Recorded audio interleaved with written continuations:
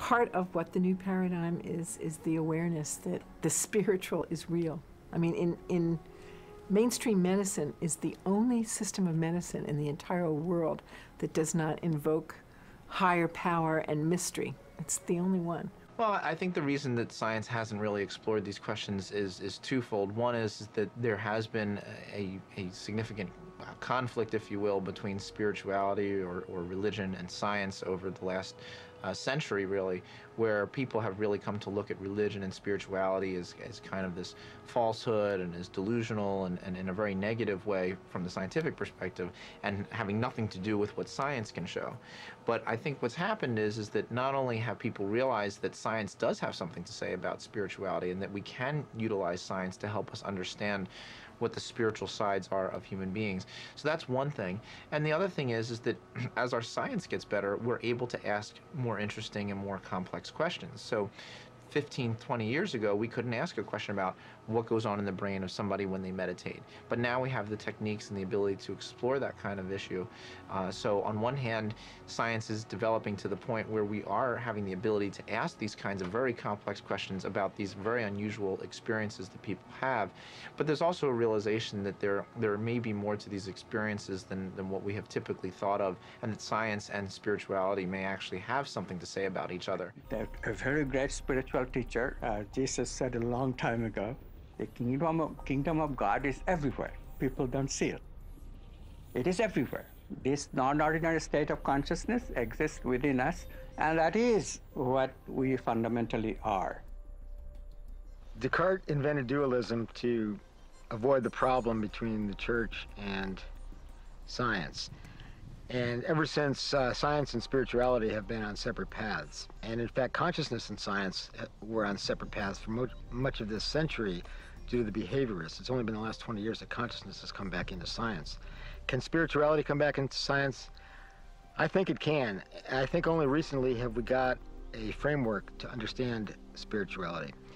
For example, this level of the fundamental space-time geometry, which includes or can include Platonic values of good, aesthetics, beauty, pure truth, as well as feeling, emotion, plus the fact that it interconnects all of our conscious entities or proto-conscious entities with other beings and with the universe itself. This interconnectedness, this timelessness, I think is the beginning of a scientific understanding of spirituality. So what the scientists and what the mystics are talking about are not just parallel realities.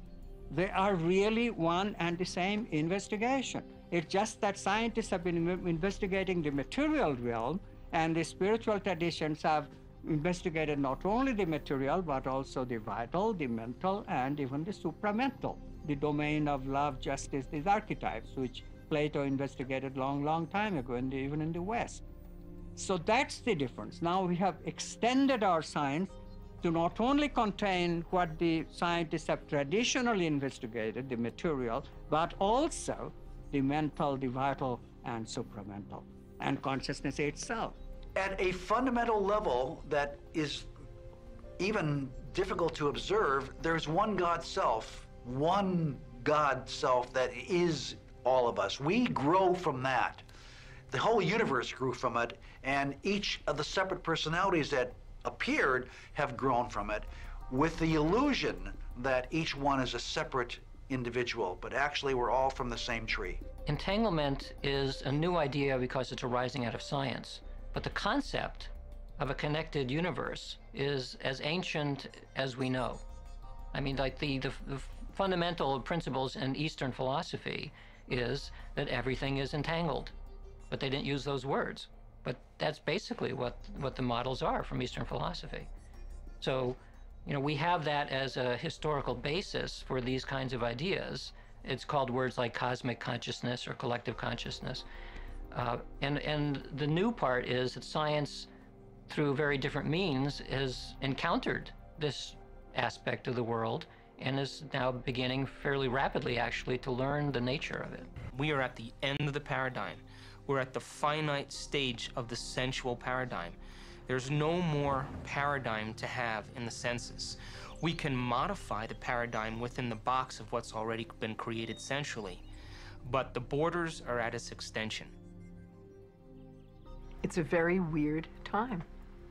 right now, because East has met West. There's a lot of flowering of ideas, and many of us who were asked to grow up in one paradigm have to switch to a new one, and that is very tricky. For myself personally, I can experience both paradigms. Sometimes I experience a beautiful blend of both, and sometimes I just get up to the new one, fall back to the old. I think that maybe we're the only generation that's going to have to suffer through this, because